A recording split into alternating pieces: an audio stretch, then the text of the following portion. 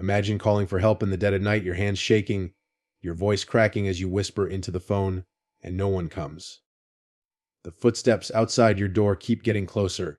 The shadow in your window refuses to leave, and every scream you let out is swallowed by silence. This isn't just fear.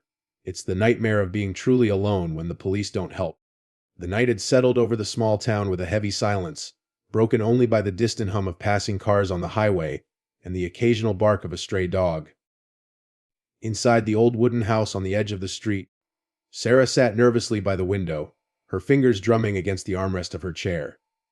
She had been living alone for the past year, ever since her roommate moved away, and though she had grown used to the quiet, tonight it felt different.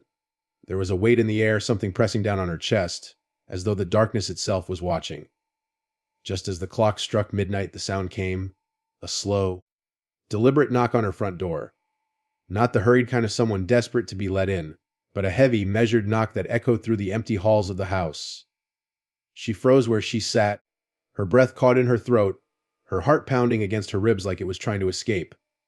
The knock came again, louder this time, rattling the thin wooden door. She crept toward the peephole, her bare feet whispering against the floorboards, and pressed her eye to the tiny circle of glass. What she saw made her blood run cold. A man stood there, tall and still, his face hidden beneath the shadow of a hood. He didn't shift, didn't look around, didn't move at all except to raise his hand and knock once more. It was the kind of calm, unbothered knocking that made her feel like he wasn't in any hurry, like he had all the time in the world. She pulled back quickly, pressing her back against the wall, her hand trembling as she reached for her phone.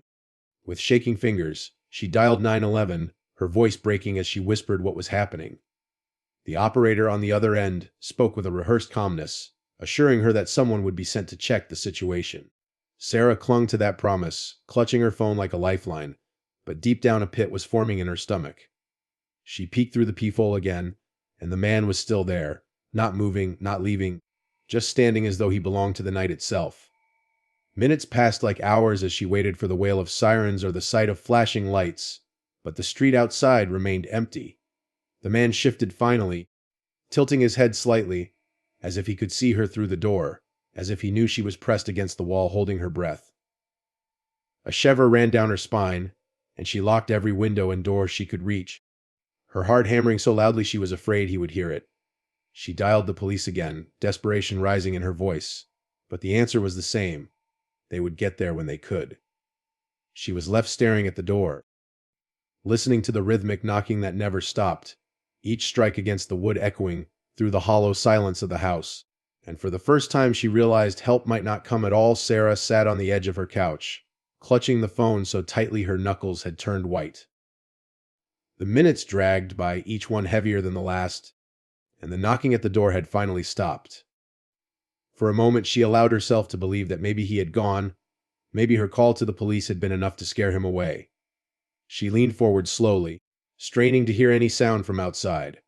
At first there was nothing, only the distant groan of the wind as it pressed against the old windows, but then came the faint scrape of footsteps moving across the porch.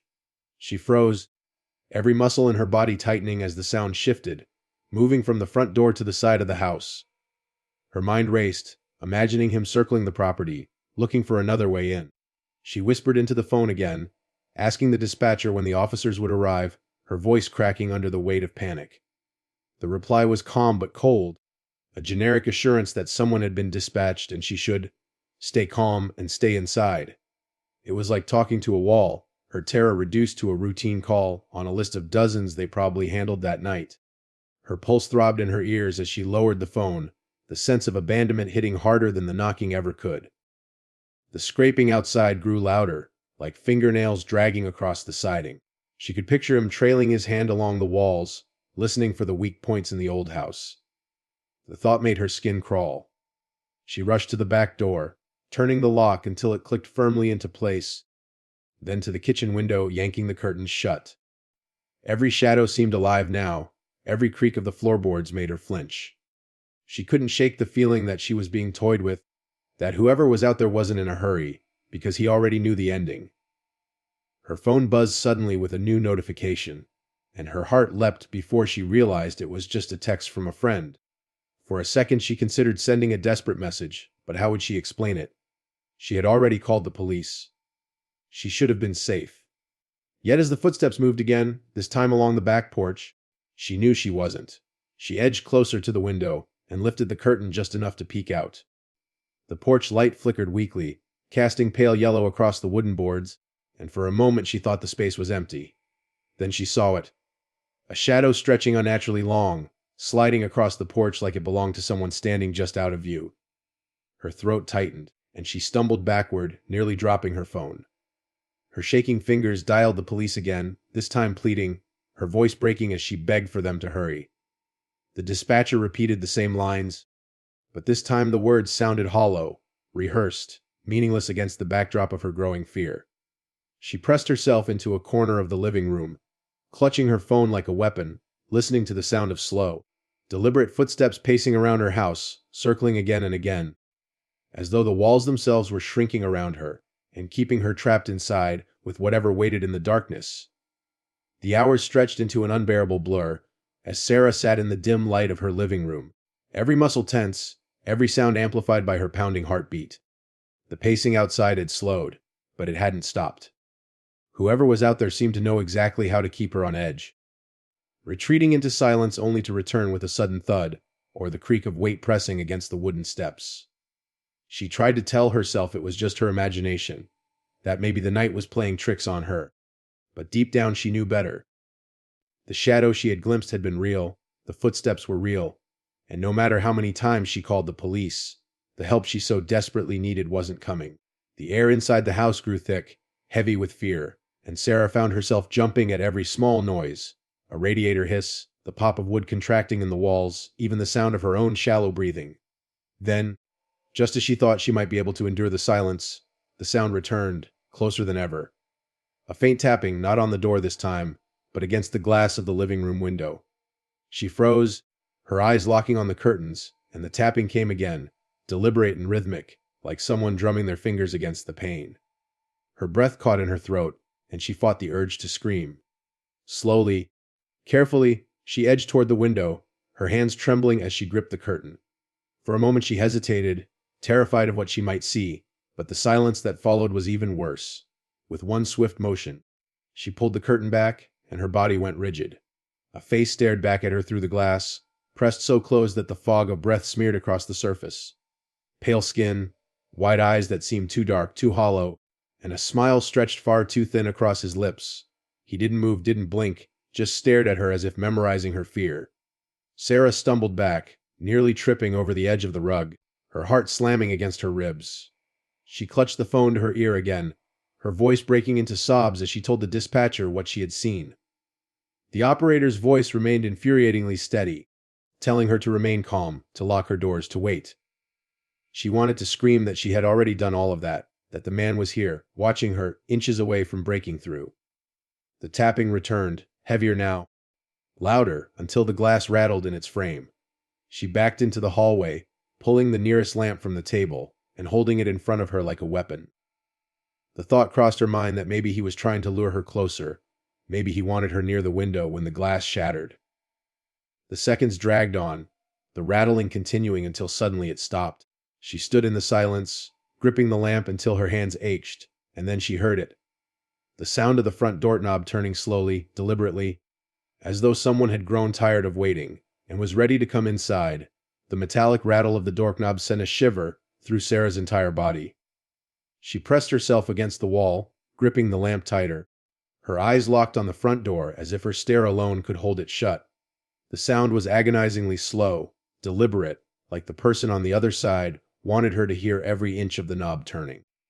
She thought about rushing forward to shove something heavy in front of the door, but fear rooted her in place, leaving her paralyzed as the handle jiggled again, harder this time. She raised the phone to her ear, whispering into it with frantic urgency, telling the dispatcher that someone was trying to get in, that she couldn't hold out much longer. The answer came in that same flat tone, almost mechanical, reminding her to stay calm and that help was on the way. Each word only made her feel more abandoned, as if she were screaming into a void. The house groaned under the weight of the silence that followed. The knob stopped moving, and the air grew thick with anticipation. She strained to hear, leaning forward slightly, but the quiet felt heavier than the noise. Then came a different sound, footsteps on gravel. The crunch of shoes moving slowly down her driveway, then stopping just at the edge of the porch. Her mind raced with possibilities. Was he leaving, or simply circling again, waiting for her to let her guard down? She didn't dare look through the window this time. The memory of his face pressed against the glass was still burned into her mind, and she couldn't bear to see it again. The minutes dragged, her nerves fraying with every tick of the clock, until suddenly the sound of her neighbor's dog barking echoed faintly through the night. It wasn't a normal bark, it was frantic, terrified, as though it had seen something it couldn't understand. The barking went on and on before cutting off sharply, leaving a suffocating silence in its wake. Sarah covered her mouth with her hand to stifle a cry, dread curling in her stomach, as she realized the man might not be gone at all. She backed slowly toward the kitchen, her eyes darting from shadow to shadow, every corner of the house now feeling hostile, unsafe. She remembered the back door and rushed to check the lock again, her fingers fumbling in her panic. As she touched the handle, she froze. The metal was warm, too warm, as if someone had just been holding it. Her breath caught, and she staggered backward, her chest tightening with terror. She wanted to call her parents, her friends, anyone who would listen, but the fear of making too much noise kept her phone pressed against her chest. Then, from the other side of the door, came the faintest sound, so soft it almost blended with the creaks of the house, a low, deliberate whisper, muffled by the wood but unmistakably human, speaking her name with slow precision, stretching each syllable like a cruel game meant only for her ears. The sound of her name whispered through the door nearly stopped Sarah's heart. She stumbled back, her breath trembling as if the very air had turned to ice inside her lungs. Her name, spoken with that dragging slowness, was more horrifying than the knocking, more suffocating than the face in the window. It wasn't random anymore.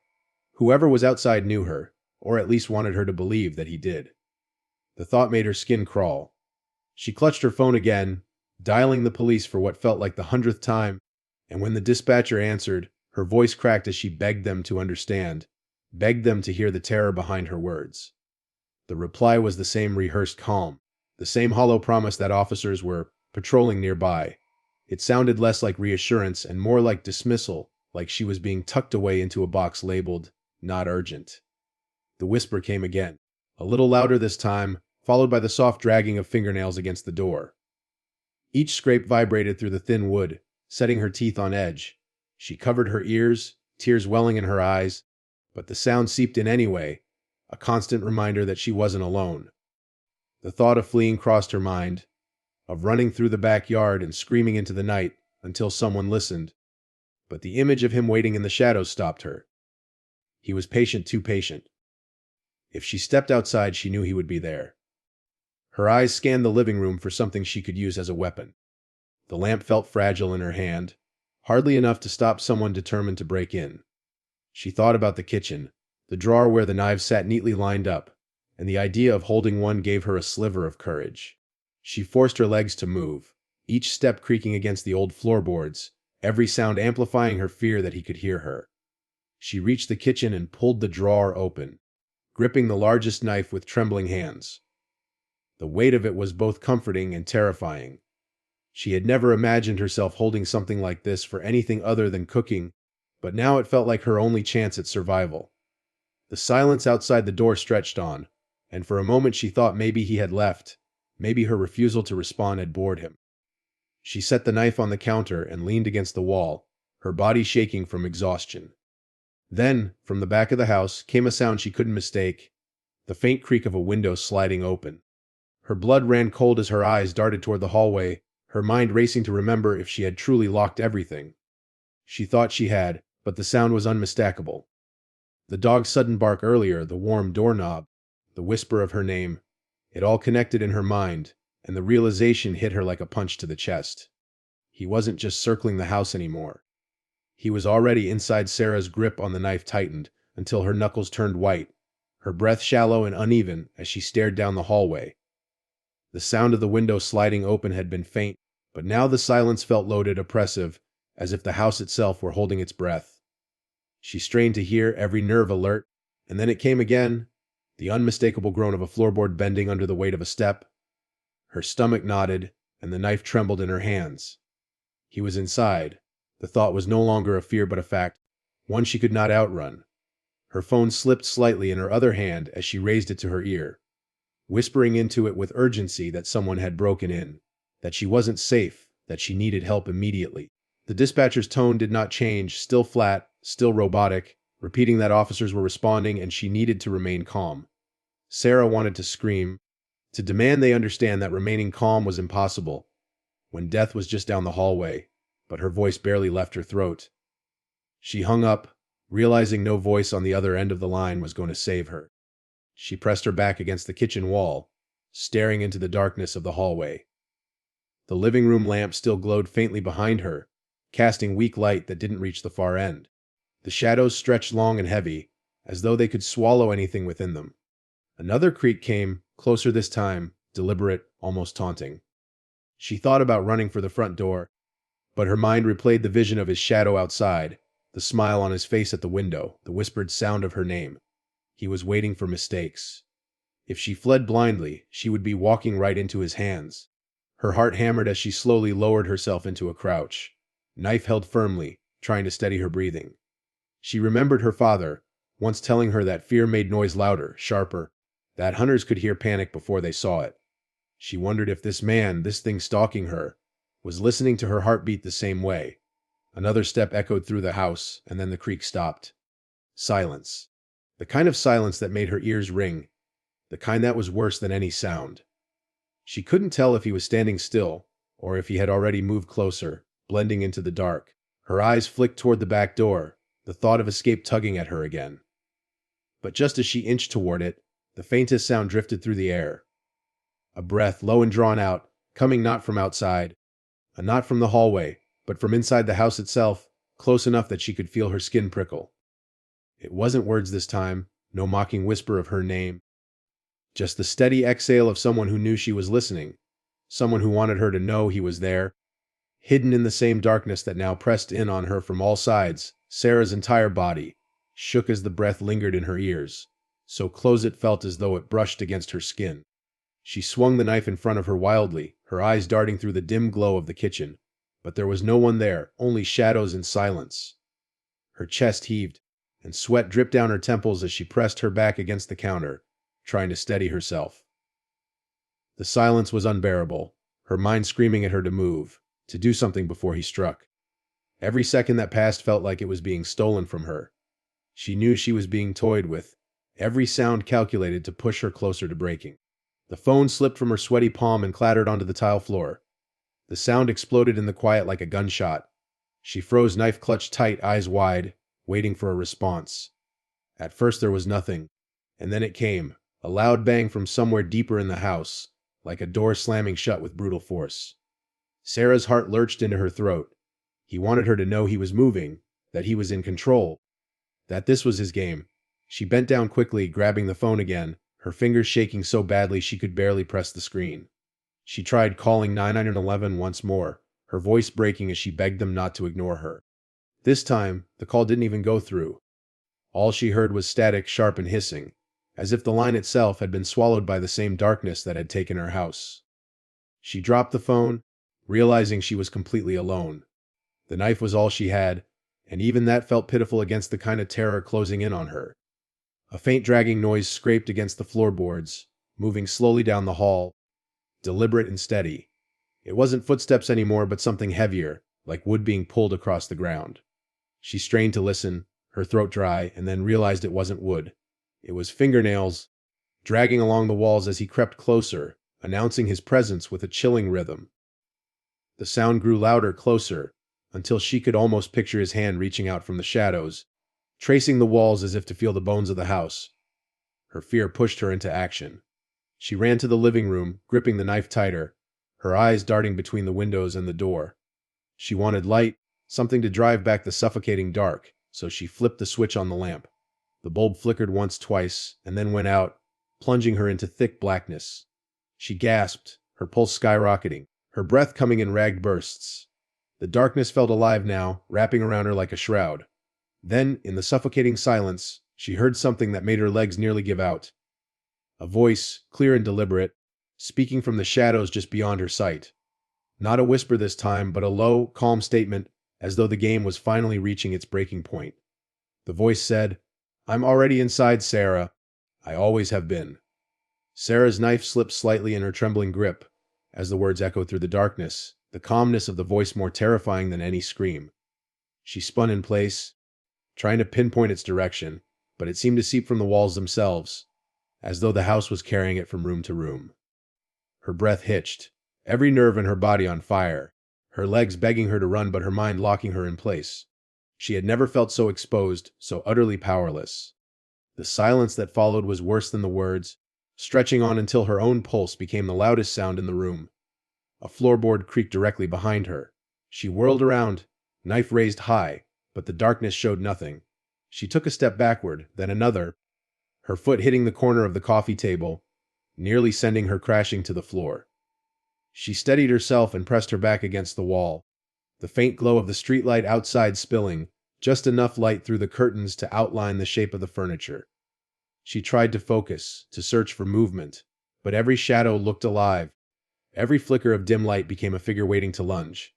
Then the smell hit her, damp, earthy like wet soil and rotting wood.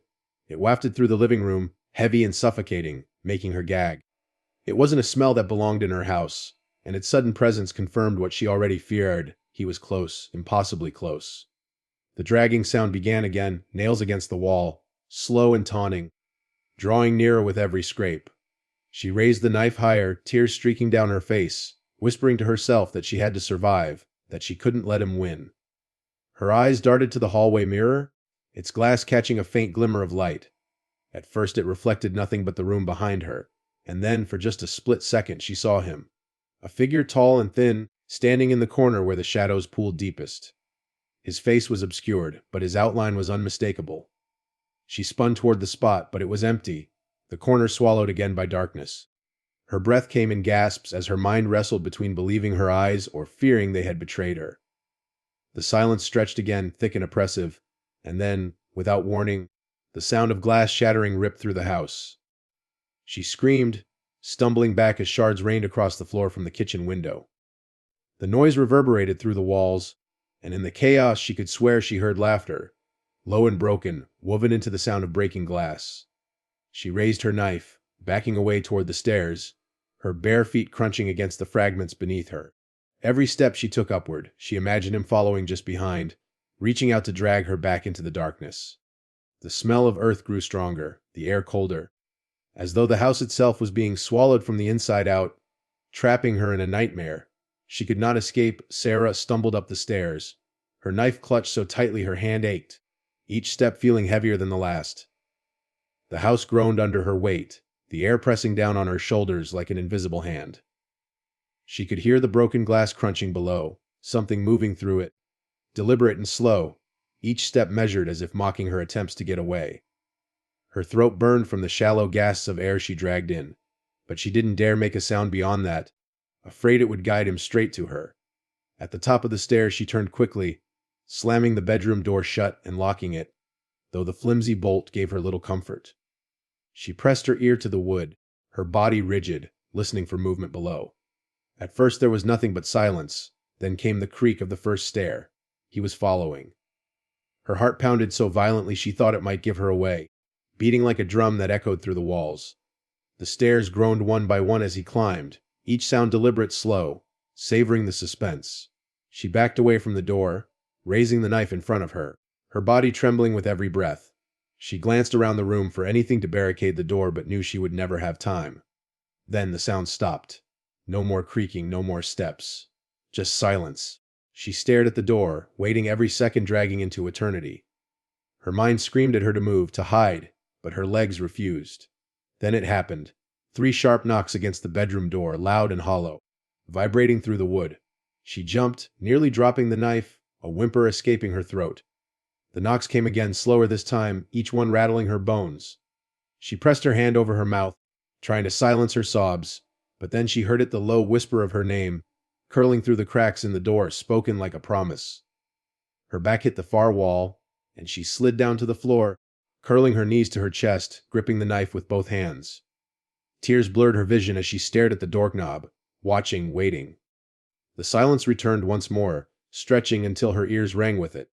She prayed he would leave, prayed she would wake up, but then she noticed something that froze her blood. The doorknob was turning slowly, the metal rattling softly, as though an invisible hand was twisting it from the other side. She pressed herself harder against the wall, raising the knife, every muscle in her body locked in terror. The knob turned further, the lock straining, and then stopped. For a long, unbearable moment, nothing happened. Then she heard it again, but not from behind the door this time. The whisper of her name drifted across the room, from the corner swallowed in shadow, as though he was already inside with her.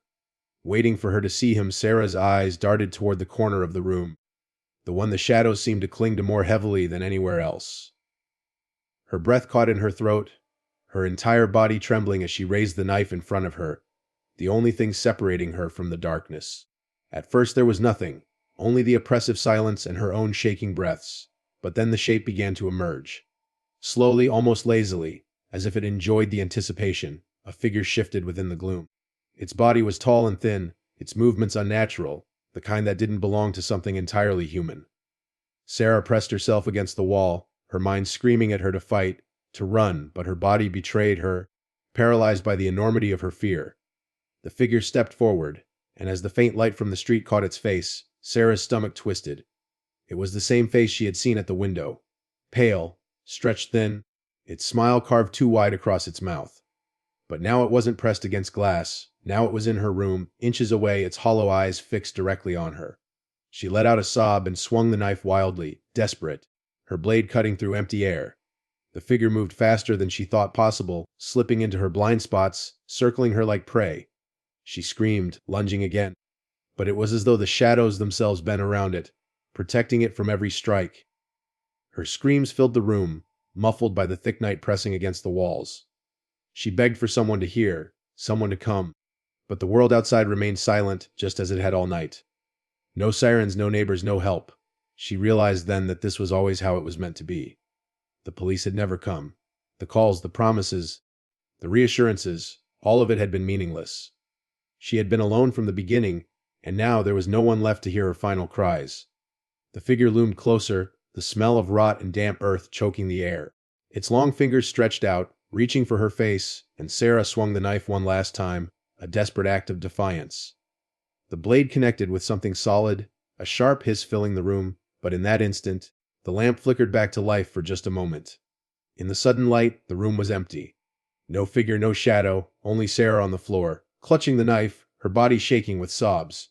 But the air still felt wrong, the silence still too heavy, and in the mirror across the room she saw it, standing behind her, its smile wider than ever. The light went out again, plunging the room into darkness, and the last sound was Sarah's scream as it was swallowed whole by the night.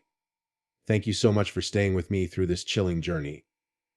Stories like this remind us how terrifying true isolation can be, and how fragile the line between safety and horror really is. I appreciate every one of you who listened to this tale. Stay safe, stay alert, and remember, you never know who might be watching in the dark. ChatGPT can make